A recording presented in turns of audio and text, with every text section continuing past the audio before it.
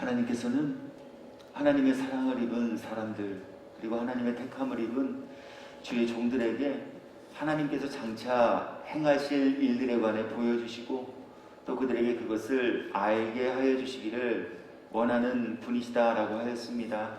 그래서 하나님께서는 환상을 통하여서 하나님께서 장차 반드시 이 땅에 행하실 일들이 무엇인지를 사도 요한에게 먼저 보이시고 또 사도 요한을 통해 기록하게 하신 말씀을 우리가 나누게 함을 통하여서 우리에게도 하나님께서 행하실 일들에 관한 것들을 보여주시고 또 알게 하여 주셨습니다. 우리가 지난 주일에 함께 살피면서 은혜를 나누었던 계시록 14장 1절부터 6절까지의 말씀을 통하여서는 우리의 눈으로는 결코 볼 수 없는, 그리고 그 어떤 누구도 그 실상에 대하여서 말해줄 수 없는 천국 보좌, 즉 하나님께 속한 구원받은 사람들에 관하여서 우리에게 보여주셨습니다. 하나님의 보좌 앞에 선 사람들, 그들은 하나님께 속한 사람들이다 라고 하였습니다. 하나님의 보좌 앞에 서서 하나님께 속한 이들, 그들은 구원받은 천국의 백성들이다 라고 하였습니다. 하나님께서 우리들에게 보여주신 하나님의 보좌 앞에 선 그 구원받은 백성들은 어떤 상황 중에서도 믿음의 정절을 지키며 살았던 믿음을 가진 이들이다 라고 하셨습니다. 좋을 때만이 아닙니다. 좋지 않을 때도 믿음을 지키며 사셨던 분들, 그들이 하나님께 속한 이들이여 하나님의 나라에서 영생의 복락을 입기에 합당한 이들이다 라고 하셨습니다. 내가 믿고 싶을 만한 상황과 환경 속에서만 믿음을 지킨 것 아닙니다. 믿음을 지킬 수 없는 절대절명의 위기 앞에서도 천국이 있음을 믿는 그 믿음을 가진 이들이 주 예수 그리스도의 이름을 배반하지 아니하고 믿음의 순결과 정절을 지키며 살아냈던 이들, 그들이 바로 구원받기에 합당한 이들이라 주님은 말씀하여 주셨습니다. 뿐만 아니라 연약한 우리의 육신에 아킬레스건을 건드리면 우리로 하여금 하나님의 율례와 규례를 떠나 죄의 길 가게 하는 마귀의 유혹으로부터도 믿음을 지키며 살아가는 사람들, 이들이 하나님의 나라에 합당한 하나님의 보좌 앞에 선 하나님께 속한 사람들이다 라고 하였습니다. 뿐만 아닙니다. 구원은 교회에 다닌다고만 하여서 이루어질 수 있는 것이 아님을 주님은 또 한 번 우리들에게 깨닫게 하시기 위하여서 하나님의 보좌 앞에 선 그분들은 성령의 도우심을 받아 주님의 음성을 듣고 그렇게 주님께서 어디로 인도하든지 그 인도함을 받아 따라가는 이들이다 라고도 하셨습니다. 내가 지킬 수 있을 만한 말씀만 듣고 지키는 것 아니에요. 주님이 하나 명하신 그 말씀, 그 모든 것 듣고 그 말씀이 지시하시는 곳까지 따라가며 인도함을 받는 이들, 그들이 바로 구원받기에 합당한 천국의 백성들의 조건들이며 모습들이다 라고 주님은 알려주셨다라고 하는 거예요. 주님은 우리에게 원수 사랑하라 하셨어요. 이거 참 말처럼 쉽지 않아요. 저도 말씀 준비하고 말씀 전하면서 제 자신 한번 말씀 앞에 비춰보았습니다. 나는 원수 사랑하고 있는가? 아니, 원수 사랑까지는 아니더라도 나는 상대에 대하여 미워하는 마음 품지 않고 살아가고 있는가? 제 자신 되돌아보게 되었어요. 제 스스로에게, 그리고 무엇보다 저의 모든 것을 감찰하신 하나님 앞에 저는 그 말씀 앞에서 온전합니다 라고 대답하기에 턱없이 부족한 존재임을 또 한 번 발견하게 되었어요. 생각해보니까 아직도 미움의 찌꺼기들이 남아있는 제 모습을 보았다라고 하는 거예요.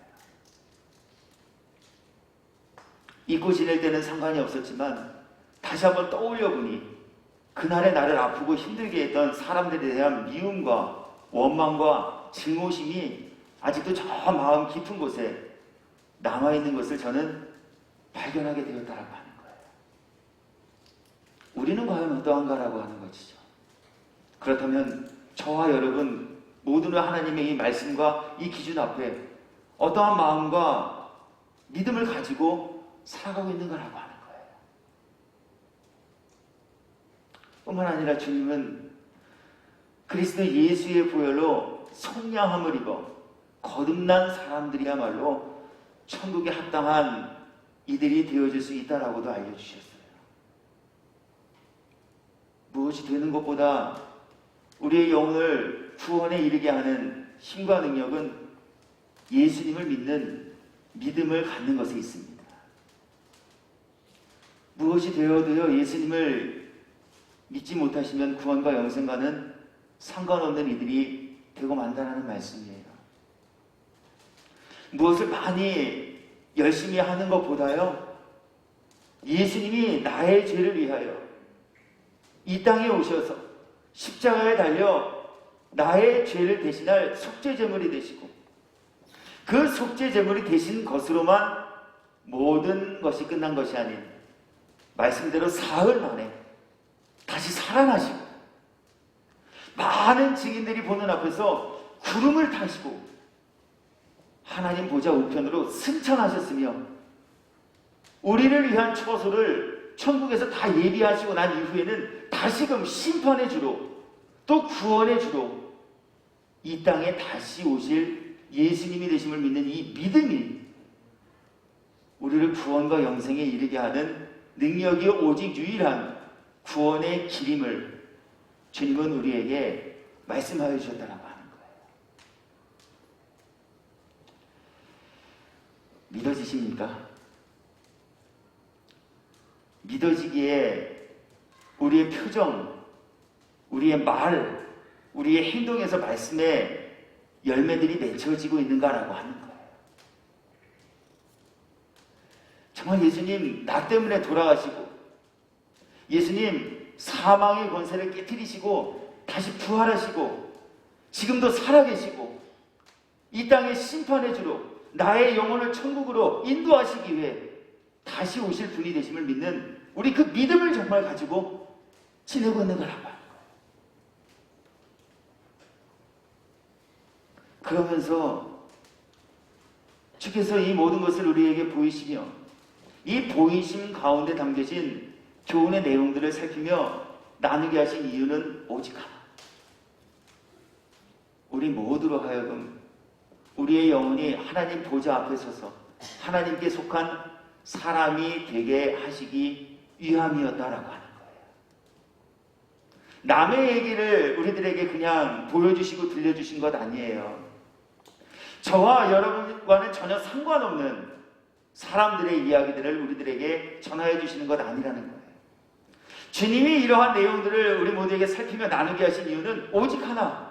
우리로 하여금 하나님의 소원하시는 영혼이 구원에 이르는 이들이 되게 하시기 위해서 또 내 스스로는 영혼이 구원받았다라고 생각하고 있다면 정말 하나님께서 정하신 그 구원의 기준 앞에 나는 합당한 조건을 갖추고 있는 사람입니다. 이거 점검받아보게 하시기 위해서 주님은 이러한 교훈의 내용들을 저와 여러분 모두에게 살피며 나누게 하여 주셨다라고 하는 거예요. 그래서 이제 주님은 우리 모두가 하나님께 속한 사람으로서 천국 백성 되게 하심을 이루기 위해 말씀을 통해 우리들에게 또 한번 결단하게 하시고 그렇다면 왜 우리는 반드시 하나님께 속하여 구원받은 사람이 되어야 하는가라고 하는 것을 이제 또 한 번 우리들에게 가르치시고 일깨워 주시기 위해서 오늘 새 천사를 보내셔서 모든 방백들에게 전할 영원한 복음을 선포하게 하여 주고 계시다라고 하는 거예요. 하나님께서 천사의 입을 열어 전하게 한 영원한 복음은 하나님의 심판의 날이 이르게 되었다라고 하는 것입니다. 계시록 14장 6절부터 7절까지의 말씀을 읽어드릴게요. 또 보니 다른 천사가 공중에 날아가는데 땅에 거주하는 자들 곧 모든 민족과 종족과 방언과 백성에게 전할 영원한 복음을 가졌더라. 그가 큰 음성을 이르되 하나님을 두려워하며 그에게 영광을 돌리라. 이는 그의 심판의 시간이 이르렀음이니 하늘과 땅과 바다의 물들의 근원을 만드신 이를 경배하라. 하나님의 심판이 없다면요, 우리 예수님 안 믿으셔도 돼요. 하나님의 심판이 없다면 우리 굳이 어린 양이 어디로 인도하든지 따라가지 않으셔도 돼요. 하나님의 심판이 없다면, 잘 들으셔야 돼요. 이 앞에 거를 듣지 못하고 뒤에 거만 들으시면 크게 오해하고 크게 착각하실 수 있어요. 하나님의 심판이 없다면 이라는 가정이 붙었어요. 하나님의 심판이 없다면 우리 믿음 지키지 않고 살아도 돼요. 마음 가는 대로 사셔도 돼요. 믿고 싶을 때 믿으시고요, 믿고 싶지 않으실 때는 믿지 않으셔도 돼요. 하나님의 심판이 없다면 말이에요. 하나님의 심판이 없다면 굳이 애통하는 심경을 품고 십자가 앞에 나와 그리스도 예수의 보혈로 날마다 매순간 정결하게 씻김 받은 일을 하실 필요가 없어요. 하나님의 심판이 없다면 말이에요. 그런데 하나님은 이 세상 모든 피조물들을 심판하시겠다라고 지금 우리들에게 알려주고 계시다는 거예요. 그래서 믿음을 지키며 살아내야 한다라고 하는 거예요. 하나님의 심판이 반드시 임하게 되어질 것이니 그렇기에 어린 양이 어디로 인도하든지 어린 양의 인도함을 받아 구원의 문을 통과하는 이들이 되셔야 한다라고 하는 거예요. 하나님의 심판은 반드시 있게 되어질 것이니 심판대 앞에서는 그때 죄로 얼룩진 험을 가지고 있다가 하나님의 진노를 받아 하나님의 심판이 있는 지옥에 가지 않기 위하여 날마다 그리스도 예수의 보혈로 정결하게 씻김을 받는 속량함을 입은 이들이 되셔야 한다는 거예요. 두 번째 천사의 입을 통하여서 우리들에게 알리시는 것은 이 하나님의 심판하심은요, 그 대상이 사람들에게만 국한되어진 것이 아닌 하나님이 지으신 모든 피조물들에게로 하나님의 심판이 임하게 되어질 것이다 라고 하는 거예요. 계시록 14장 8절 말씀이에요. 또 다른 천사, 그 둘째가 첫 번째 천사를 통하여서는 하나님의 심판이 있을 것임을 우리들에게 알려주셨지요. 그리고 또 다른 천사의 입을 열어서 주님은 또 다른 내용을 사랑하는 종들에게 들려주고 계셔요. 그 내용은 바로 하나님의 심판의 대상이, 하나님의 심판의 범위가 어디까지인가라고 하는 내용이에요. 그 뒤를 따라 말하되 무너졌도다 무너졌도다 큰 성 바벨론이여 모든 나라에게 그의 음행으로 말미암아 진노의 포도주를 먹이던 자루다. 세 번째 천사를 통하여서는 하나님께서 하나님의 이러한 진노를 입은 사람들이 당하게 되어질 심판의 결과, 그들이 당하게 되어질 고통스러운 모습들에 관한 것을 알려주고 계셔요. 9절부터 10절까지의 말씀 읽어드릴게요. 또 다른 천사 곧 셋째가 그들을 따라 큰 음성으로 이르되 만일 누구든지 짐승과 그의 우상에게 경배하고 믿음의 정절을 저버린 사람들이지요, 이마에나 손에 표를 받으면 하나님께 속한 이들이 아닌 마귀에게 속한 이들이 되어져 버린 사람들을 뜻하고 있지요. 이들은 어떠한 일들을 겪게 되어질까 하는 부분에 관하여서 주님은 이렇게 우리들에게 말씀하여 주고 계셔요. 예고가 아니에요. 겁박이 아니에요. 아마도 그럴지 모르겠다라는 가정도 아니에요. 믿음의 정절을 지키지 못한 사람들, 믿음으로부터 파선해버린 사람들, 그들은 장차 하나님의 심판대를 통과하고 난 이후에 하나님께로부터 어떠한 형벌을 얻게 되어질까라고 하는 것이죠. 이어지는 말씀 읽어드립니다. 그도 하나님의 진노의 포도주를 마시리니 그 진노의 잔에 섞인 것이 없이 부은 포도주라. 거룩한 천사들 앞과 어린 양 앞에서 불과 유황으로 고난을 받으리.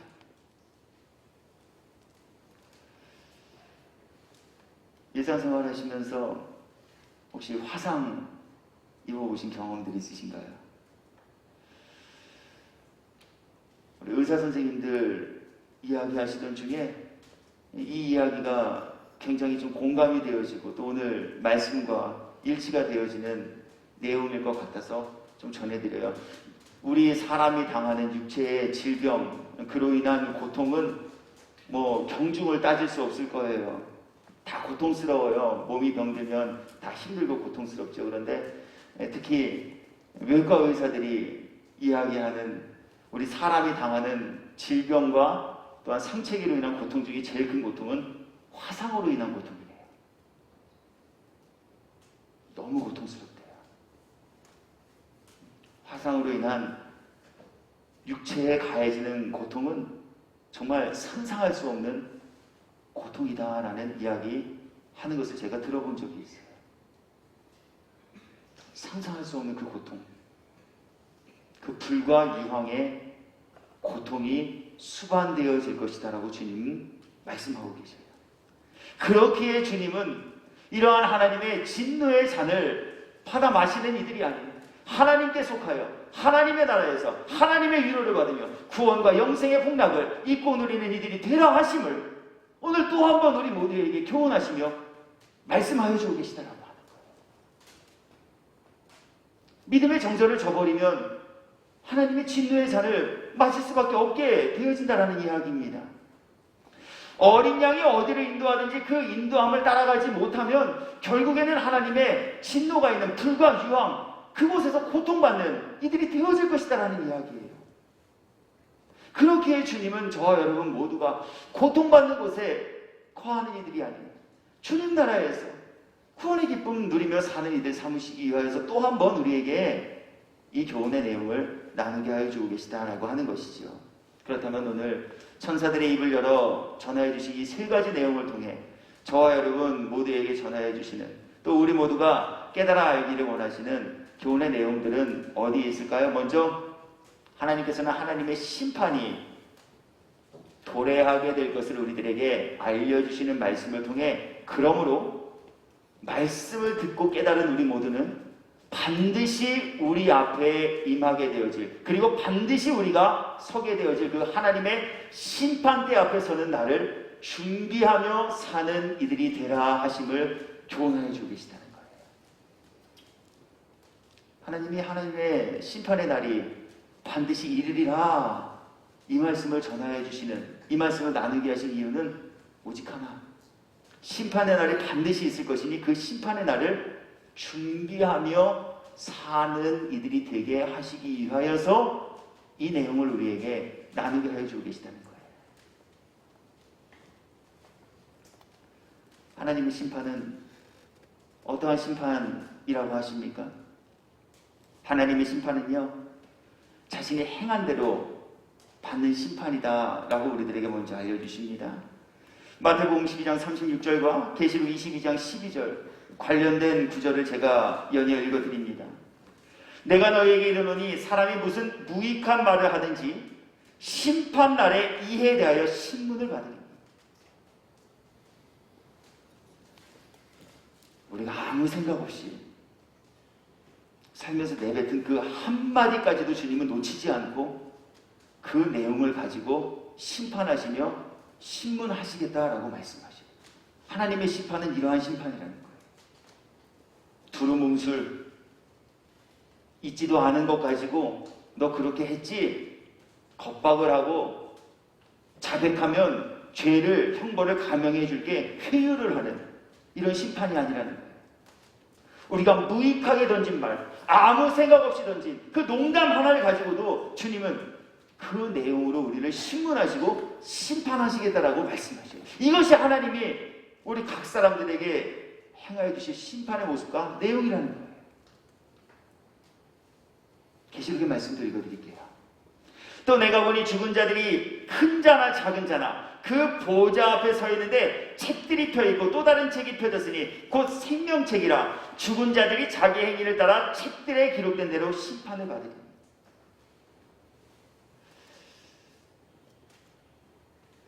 저 요즘 가끔 시청하는 TV 프로 하나 있어요. 그건 TV 블랙박스라는 프로예요. 저 그거 보면서 항상 생각해요. 하나님께서는 나의 태어남부터 주님 앞에 서는 그날까지 나의 모든 일거수일투족을 다 이렇게 녹화하고 저장하고 계시구나. 저 안 그랬는데요? 제가 언제 그랬어요? 사람 눈은 속일 수 있을지 몰라요. 내 자신도 속이면서 사는 게 우리 사람들인데요. 감히 하나님을 속이면서 살아가는 이들도 많이 계시잖아요. 마치 하나님이 안 계신 것처럼 말이에요. 그런 이들에게 주님, 우리 인생 일대기를 녹화한 이 블랙박스를 틀어주시면서 너 이렇게 했잖아. 이것 가지고 주님은 심판하시는 분이 되어지시겠다라고 말씀하신다는 거예요. 우리 사람의 기술력으로도 고화질로 사고 장면을 녹화하는 그러한 기술을 가지고 그것을 실행에 옮기며 그렇게 사용하며 살아가고 있는데 만물을 지으신 하나님께서 그것 하나 못하실 분이시겠느냐라고 하는 거예요. 아니 그것보다 더한 것으로, 더 선명하고 더 투명한 것으로 우리들의 행위뿐만이 아니라 우리들의 일거수일투족, 우리들의 마음의 생각까지도 주님은 지금 다 녹화하고 계시다는 거예요. 그리고 그것 가지고 그거를 증거로 주님은 심판하시겠다라고 하는 거예요. 하나님의 심판은 그렇게 만물이 벗겨진 채로 받는 심판이다라고도 우리들에게 말씀하여 주고 계셔요. 숨길 것이 없어요. 감출 것이 없어요. 가려질 것이 없습니다. 하나님께서는 우리들의 안고 일어섬을 하시고 멀리서도 우리들의 생각을 하시며 우리 입에 모르는 말이 없으신 전능하신 심판관이 되어지실 것이기 때문에 그래요. 이것이 하나님께서 장차 행하실 심판의 모습과 내용들이다라고 하는 거예요. 또한 하나님은 은밀한 것도 심판하시겠다라고 말씀하십니다. 로마서 2장 16절입니다. 곧 나의 복음에 이른 바와 같이 하나님이 예수 그리스도로 말미암아 사람들의 은밀한 것을 심판하시는 그날이라.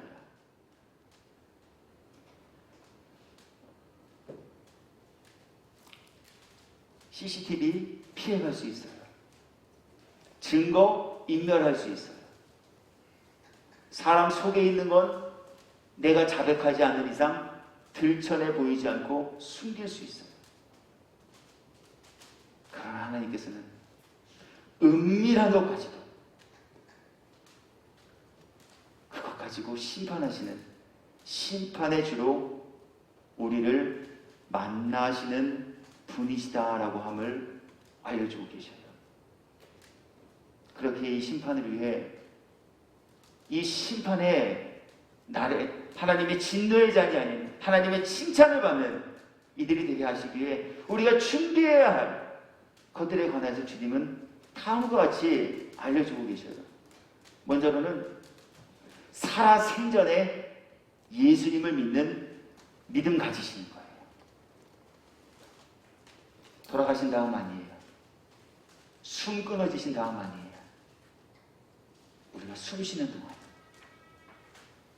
우리의 지각이 살아있는 동안, 그래서 우리가 믿음으로 주를 예수 그리스도라 영접하며 고백할 수 있는 그 시간 안에 우리는 예수님을 믿는 믿음을 가져야 한다라고 주님은 말씀하여 주고 계시다는 거예요.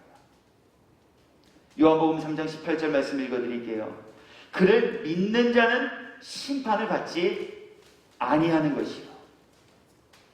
하나님을 믿는 이 믿음이 우리를 하나님의 심판으로부터 자유케 하는, 프리패스하게 하는 능력이다라고 주님 먼저 말씀하셔요.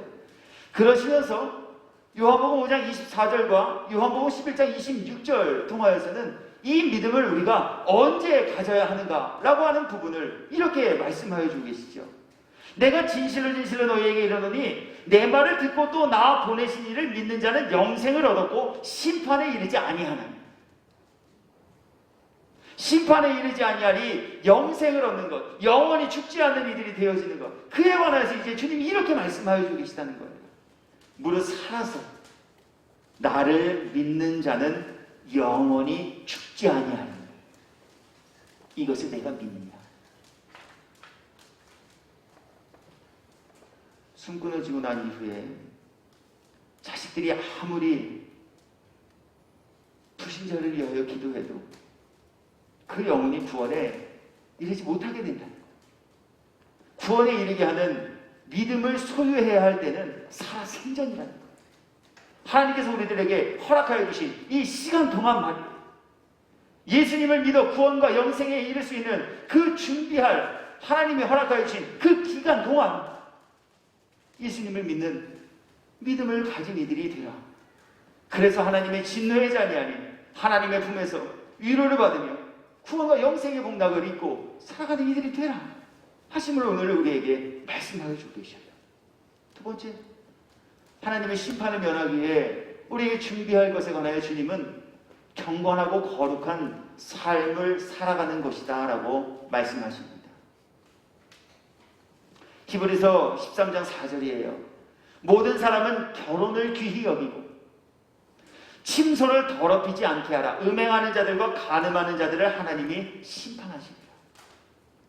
물론 우리의 삶의 열매는 우리의 믿음의 열매가 되어지기도 해요.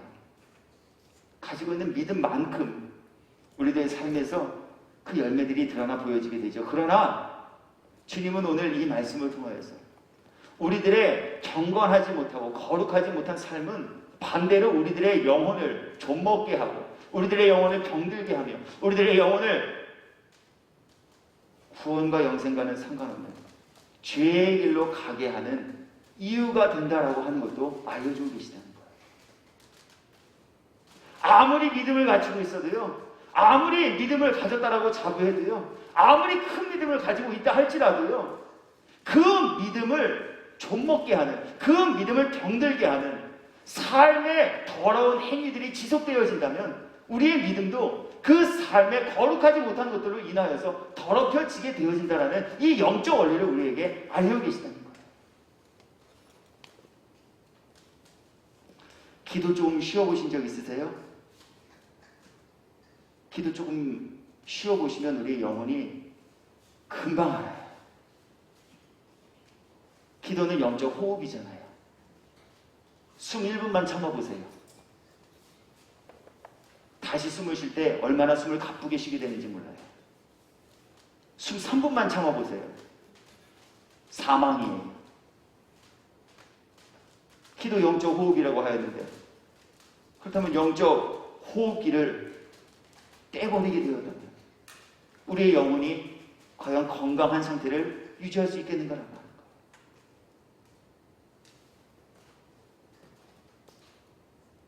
영적 영양분이 영혼에 공급되지 않으니 영혼이 시들시들해져요. 영혼이 병에 들기도 해요. 그래서 영혼이 힘을 못 추이게 되는 지경이 되고 말아요. 술과 담배도 마찬가지예요. 술과 담배가 우리를 지옥에 가게 하는 것 아니에요. 술과 담배가 우리의 영혼을 망가뜨리게 하는 이유가 되기 때문에 주님은 하지 말라 말씀하신 거예요. 술 드셔보셨어요? 전 술 많이 마셔봤어요. 술 마시면 뭐 해요? 술 마시면 어떻게 돼요? 이성을 잃어요. 감정이 앞장서요. 정신을 차리지 못해요. 내가 원하지 않는 일들도 마구 하게 되어져요. 이게 술이 가져오는 영혼을 병들게 하는 원인과 이유 중 하나라고 하는 거예요.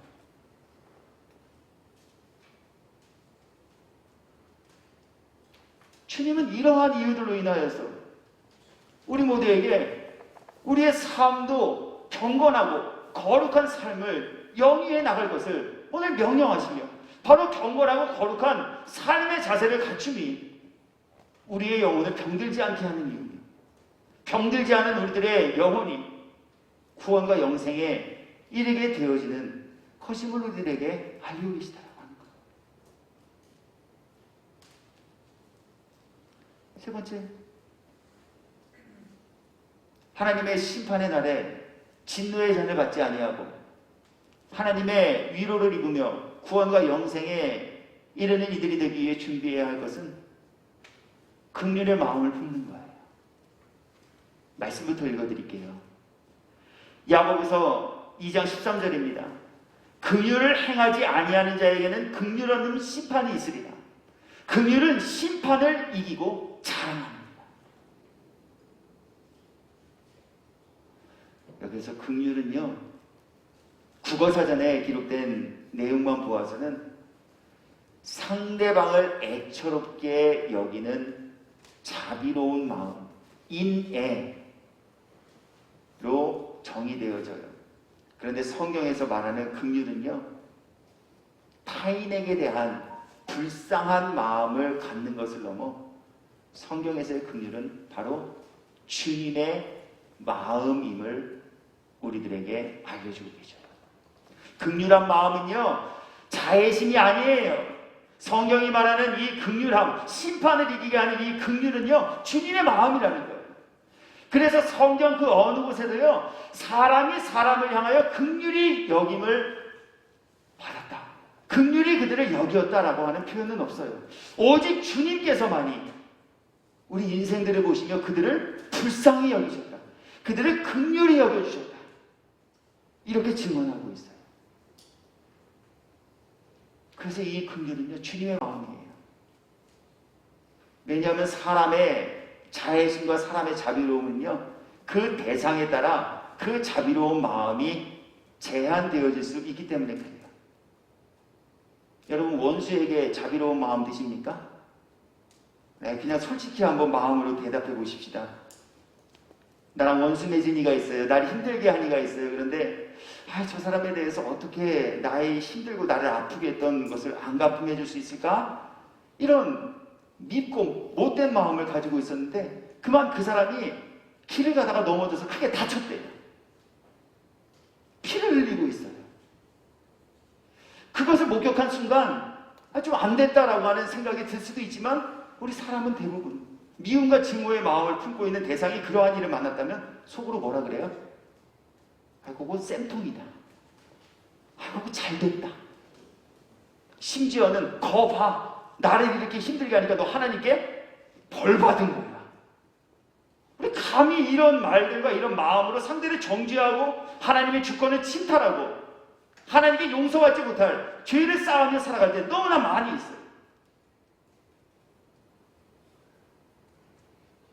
그런데 주님의 이 긍휼의 마음은요, 자신을 십자가에 달려 죽게 할 사람들까지도 불쌍히 여기는 마음이셨어요. 목자 없는 양같이 제 갈 길로 가는 유대인들을 보며 주님은 그들을 긍휼히 여기셨어요. 장차 그들이 당신을 십자가에 못 박으라 외칠 사람들임을 주님은 알고 계셨어요. 장차 그들이 자신의 얼굴에 침을 뱉고 자신에게 채찍질하고 자신을 모욕하며 심지어 자신을 죽음에 이르게까지 할 장본인과 당사자됨을 주님은 알고 계셨어요. 그러나 그 원수까지도, 장차 나에게 해악을 끼칠 그들까지도 주님은 불쌍히 여기는 마음을 가지고 그들을 대하시고 봐주셨다라고 하는 거예요. 주님 가룟 유다 바로 책망하지 않으셨어요. 주님 하늘에서 불을 끌어내려서 가룟 유다가 예수님을 팔아넘길 일하는 것 막으실 수도 있었어요. 그러나 주님 그렇게 하지 않으셨어요. 가룟 유다에게 가서 네가 할 일을 행하라. 그리고 성경에 기록된 말씀을 보니 주님 끝까지 가룟 유다를 사랑하셨어요. 이게 긍휼의 마음이에요. 그래서 성경은 우리들에게 착하고 좋은 심성을 가지라라고 말씀하지 아니하시고 빌립보서의 기자를 통하여서 너희 안에 이 마음을 품으라. 곧 그리스도 예수의 마음. 하나님의 나라에서 구원과 영생의 복락을 주님과 함께 누리며 살아갈 이들이 품어야 할 마음은 세상의 마음, 착한 마음, 좋은 마음, 선을 행하고 싶어하는 의지가 아닌 바로 주님의 마음이다라고 하는 우리에게 알리시는 말씀이다라고 하는 거예요. 주님의 마음이 품어질 수 있는 저와 여러분 되기를 주의 이름으로 축복합니다. 주님의 마음이 우리들의 마음에 가득 채워져 우리들의 악하고 더러운 습성과 모든 못된 생각들은 주님의 마음이 채워짐으로 인해 다 벗어버리고 버려질 수 있는 이 은혜가 저와 여러분 모두의 마음과 심령 가운데 날마다 매 순간 임하게 되고 역사되기를 주님의 이름으로 축복합니다. 노력한다고 되지 않아요. 노력한다고 주님 마음 품을 수 있겠어요? 주님이 우리들의 악한 마음 제거해 주셔야 해요. 그리고 주님이 악하고 더러운 그 마음 비워진 곳에 빈집으로 두지 아니하시고 주님의 사랑, 긍휼의 마음 가득 부어주셔야 해요. 우리 이 은혜를 구하고 입으셔야 해요. 그렇지 않으면 하나님의 나라와는 상관없는 도리어 하나님의 진노의 잔을 마시게 될 불운의 주인공이 될 수밖에 없음을 주님 우리들에게 오늘 말씀하여 주셨어요. 두 번째, 주님은 주님의 심판이 세상에도 임할 것임을 말씀하시면서 그러므로 우리 모두에게 하나님의 심판 대상이 되어질 세상 의지하지 말고 천국의 소망과 확신을 품으며 천국 향해 살아가는 구원받기에 합당한 하나님의 사람들 되라 말씀하셔요. 오늘 하나님의 진노의 잔이 부어질 큰 성 바벨론은요, 계시록 18장 1절 이후의 말씀을 통하여 우리들에게 알려주시기를 마귀의 근거지가 되어 세상 사람들로 하여금 죄 지으며 살아가게 하는 세속적인 모든 것들임을 우리에게 알려주고 계세요. 우리로 하여금 죄 지으면서 살게 하는 것들 말이에요. 우리로 하여금 쾌락과 유흥과 향락을 쫓으며 살도록 미혹하는 그 모든 것들 말이에요. 하나님 그것도 심판하시겠대요. 하나님 그 모든 것들도 다 쓸어버리시겠대요. 그리고 새하늘과 새 땅을 창조하여 주시겠대요.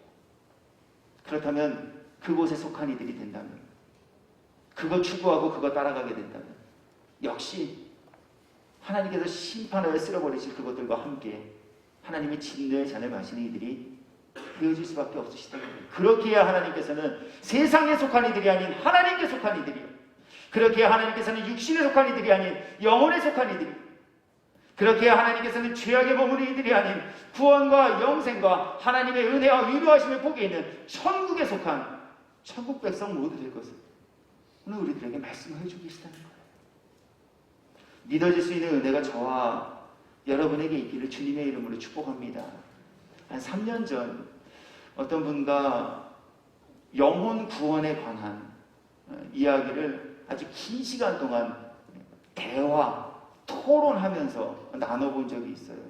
그분과 대화하던 중에 그분이 이런 얘기를 하세요. 목사님, 그렇다 칩시다. 다 좋습니다. 다 인정할게요. 그런데 이렇게 기술이 발달한 사람을 태우고 우주까지 날아가고 인공위성을 통하여서 우주에 있는 행성들을 관찰할 수 있는 이 기술이 발달한 이 시대가 과연 멸망할까요? 세상 멸망하지 않는다는 거예요. 인류의 기술과 인류의 자본이 이 세상을 끝까지 유지하며 버티게 하는 원동력이 될 거라는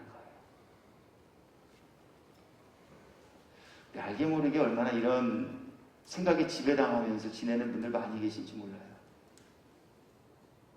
교회 다니면서도 세상 끝날 하나님의 심판이 이 모든 우주 만물에 미칠 것이다라고 하는 이 말씀 믿지 못함으로 인해서 우리 이 세상 영원히 지속될 거라고 착각하며 그 착각, 무의식 속에 가지고 지내는 분들 얼마나 많은지 몰라요. 그래서 세상 의지하잖아요. 그래서 주님 방법보다는 사람 방법 먼저 선택하잖아요. 세속의 기준을 가지고 교회를 평가하잖아요. 세상의 법령을 가지고 교회 속에 들어와 교회를 치리하려 하잖아요. 모든 것들이 세상을 의지하고 있기 때문에 그래요. 그렇게 오늘 주님은 세상을 의지하지 말고 천국에 대한 확신과 소망을 품고 천국에 입성할 구원받기에 합당한 성도 모두 될 것을 우리 모두에게 말씀하시며 또 명하고 계시니 우리 천국 있음이 믿어지는 믿음 가지시고 우리 그날 그때에 진노의 잔이 아닌 하나님께로부터 칭찬받는 자의 자리에서 그곳에서 주님과 함께 구원의 기쁨 그리고 영생의 복락을 입고 누리며 지내시기에 합당한 저와 여러분이 되기를 주님의 이름으로 축원합니다. 말씀 정리해요. 오늘 주님 저와 여러분 모두에게 이 내용 나누게 하신 이유 계속하여서 말씀드렸어요. 심판의 날 하나님의 진노의 잔을 마시는 이들이 아닌 하나님의 나라에서 하나님의 위로를 받으며 구원과 영생의 복락 입고 누리며 사는 이들 삼으시기 위함이다라고 하였어요. 이것이 오늘 말씀 나누게 하신 이유이자 주제이자 교훈의 내용이에요. 주님의 위로 있는 그곳은 어떠한 곳일까요? 계시록 14장 우리 13절 말씀 함께 읽어요. 계시록 14장 13절 말씀 한 절만 우리 함께 읽도록 하겠습니다. 또 내가 들으니 하늘에서 음성이 나서 이르되 기록하라. 지금 이후로 주 안에서 죽는 자들은 복이 있도다 하시매 성령이 이르시되 그러하다. 그들이 수고를 그치고 쉬리니 이는 그들의 행한 일이 따름이라 하시더라. 아멘. 살아생전 하나님 예수님 바르게 잘 믿으시다가 우리의 삶이 당하는 그 순간 우리의 영혼 천국 입성하는 은혜와 복을 누릴 수 있는 성도 되기를 주님의 이름으로 축원합니다. 아시잖아요?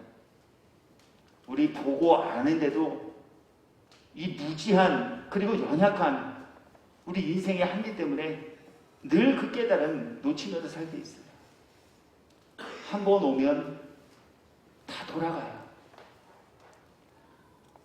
우리의 생의 시작은 끝을 향해 출발하는 출발선상에서의 한 발을 내딛는 것과 똑같아요. 태어나면서부터 우리는 삶을 향해 가는 것이 아닌 죽음을 향해 가는 존재들입니다. 사랑하는 우리의 가족들이 그것을 증명해 주었잖아요. 사랑하는 나의 이웃들이 그것을 다 우리들에게 보여주었잖아요. 대통령도 돌아가셔요. 하나님의 은혜를 입고 천하를 통일한 솔로몬도 돌아가셨어요. 다윗도, 무리를 걸었던 베드로도, 죽은 사람을 살리는 기적을 행했던 바울도, 15년이나 생명을 연장받았던 히스기야도 다 하나님의 심판대 앞에 서는 과정을 통과하셨어요. 연예인도, 박사님도, 정치인도 대형 교회를 부흥시키시고 성장시킨 부산에서 목회하셨던 큰 목사님들 모두 다 주님의 심판대 앞으로 나아가셨어요. 한 번 죽는 것은 사람에게 정하신 이치예요. 그 이후에는 심판이 있다 하시고 예수 믿는 것은 그 심판의 날 준비하며 그 심판의 날 진노의 잔 마시지 않기 위해서 우리가 갖춰야 할 은혜의 선물이에요. 우리 다시 한번 깨달으시고 굳게 믿는 믿음 소유받고 사는 저와 여러분 모두 되셔서 우리 하나님 심판대 앞에서는 그날 그 시에 슬피 울며 바깥 어두운 곳에 내어 죽게 애통하는 이들이 아니에요. 빛나고 밝은 보좌, 수고가 그치고 주님의 위로가 있네요. 천국에서 구원과 영생의 복락을 입고 누리며 지내시기에 합당한 저와 여러분이 되기를 주 예수 그리스도의 이름으로 축원합니다.